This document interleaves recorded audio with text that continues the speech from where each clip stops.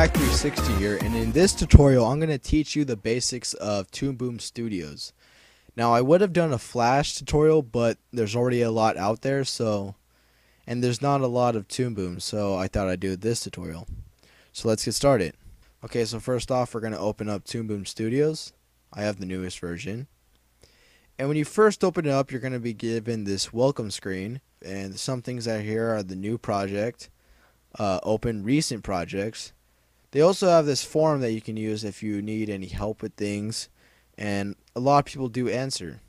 They also have how-to videos and books, but they all cost money and are very difficult to find on the internet, so this is why I'm making this. And a bunch of stuff right here. So first off, we want to make a name, and I'll just call this tutorial. Wow, that's terrible. Now for formats, they have a lot already presetted. They have a lot of preset formats here. The one I mainly use is 720p and 24 frames per second. You can also use 25 if you live in the UK or something like that. And after you get all your settings right, click create. Give it a second, it's going to load up. Okay, when you first open up Toon Boom Studios and you create your project, you're going to be this is what it's going to first look like. If you don't have 6.0, you probably don't have this toolbar, so I'm just going to get rid of it.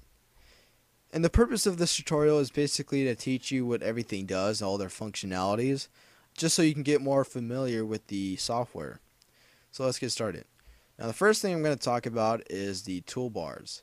Now this first one right here is your drawing tools. So the first one is your select, drawing, painting, erasing, moving, and your text tool. And you notice the ones with the little triangle right here, if you call that, you get multiple different tools that do similar things. The next one below that is your animating tool, and which is the one that you use to move your camera and basically to get your animation going once you're done doing all the drawings. Now the next thing here is your timeline, and if you use something like Adobe Flash, you may be familiar with timelines, so I'm not going to go into too much detail in timelines. And you have your basic buttons, your hiding tool, solo element tool, which just solos certain layers, add new elements, where you can add there's different kinds of elements and they're all useful. Deleting elements, and these are the preset buttons right here. They're the same as this, but just quicker ones, like hotkeys. Here's your scene button. It's to go through all your scenes. A useful tool. And here is contextual menu. It basically is your settings for your layers. And here you have your exposure sheet, which basically is mainly useful for lip syncing. That's what I mainly use it for. Here you have your function editor, which is used to smooth out the animation and make it look more clean. And there's a lot of other ones, but I'm not going to get into too much detail. And right here, and these buttons right here, if you're wondering what that is, they basically just reset the canvas, which really doesn't do much. Now the next thing I want to talk about is this bar up here. The first button here, it basically just self-explanatory, hides grid, change your grid size, and you can either choose to overlay or underlay the grid over your drawings. Here's your onion skin tools, and you should be familiar. Most animation programs have this. Light table is only useful if you're in the drawing view, which I don't usually use personally. But if you ever use the light table and you prefer to use that, then use it. And here you have your playing buttons. Over here you have your camera list, but I'm not really sure why it would be useful to have this due to the fact that Toon Boom only allows one camera per scene, which is pretty odd. Here you have your scenes list, which is the same exact thing in your timeline. And here's your workspace list. It just basically rearranges the screen to how you for certain things. You can also make custom ones. I have a custom one right there, but I'm showing the default for now. So after all this, you'll see your properties box. That's what I'll probably call it. The first thing you'll see is the color palette, which has a bunch of preset colors, and you can also make your own by clicking the plus sign, and you can modify them clicking this color wheel button, and they have different ways of modifying it to your preference. You can delete colors, and you can also make your own color palette if you want to. Mainly useful for creating cutout characters. The next one is the Properties tab. And no, this is not like Flash where if you click a certain tool, the properties will change and you can modify it. It's mainly used to modify the layers, which is only useful some of the time. You won't really be using this a lot, but it's there in case you need it. The library, though, is similar to Flash if you used it.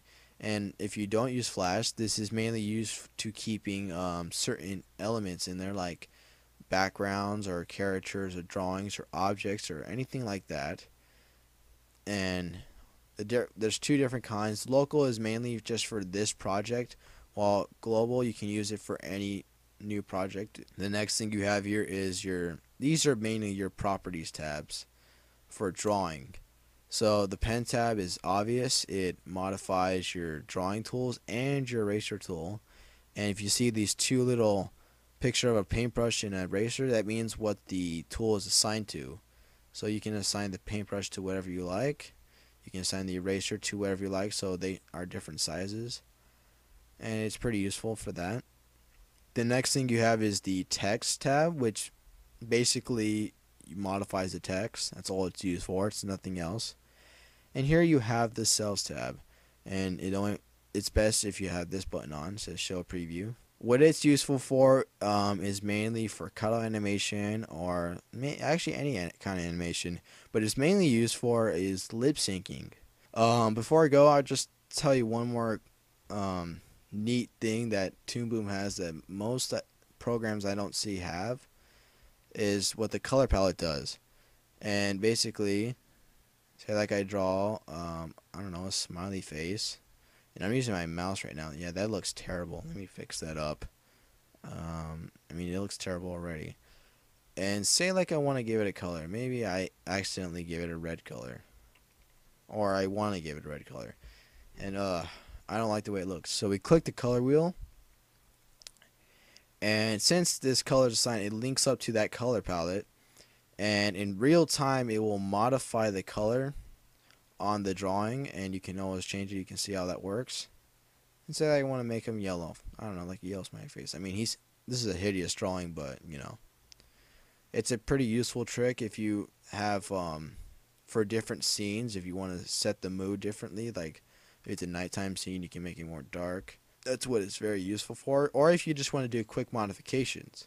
Okay, so that is it for this basic tutorial. That is all I have to say for now, so later.